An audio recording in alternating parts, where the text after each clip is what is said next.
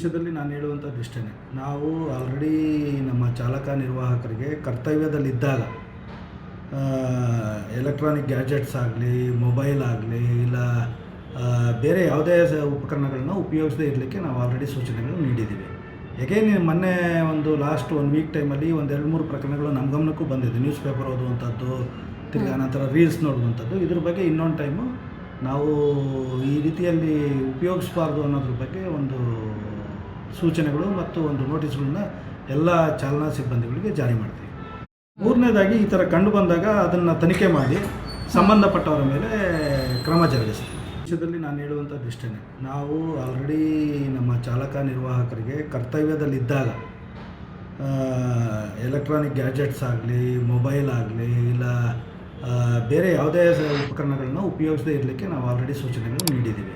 ಹೇಗೆ ಮೊನ್ನೆ ಒಂದು ಲಾಸ್ಟ್ 1 ವೀಕ್ ಟೈಮಲ್ಲಿ ಒಂದು 2-3 ಪ್ರಕರಣಗಳು ನಮ್ಮ ಗಮನಕ್ಕೂ ಬಂದಿದೆ. ನ್ಯೂಸ್ ಪೇಪರ್ ಓದುವಂಥದ್ದು, ತಿರ್ಗಿ ನಂತರ ರೀಲ್ಸ್ ನೋಡುವಂಥದ್ದು. ಇದ್ರ ಬಗ್ಗೆ ಇನ್ನೊಂದು ಟೈಮು ನಾವು ಈ ರೀತಿಯಲ್ಲಿ ಉಪಯೋಗಿಸಬಾರ್ದು ಅನ್ನೋದ್ರ ಬಗ್ಗೆ ಒಂದು ಸೂಚನೆಗಳು ಮತ್ತು ಒಂದು ನೋಟಿಸ್ಗಳನ್ನ ಎಲ್ಲ ಚಾಲನಾ ಸಿಬ್ಬಂದಿಗಳಿಗೆ ಜಾರಿ ಮಾಡ್ತೀವಿ.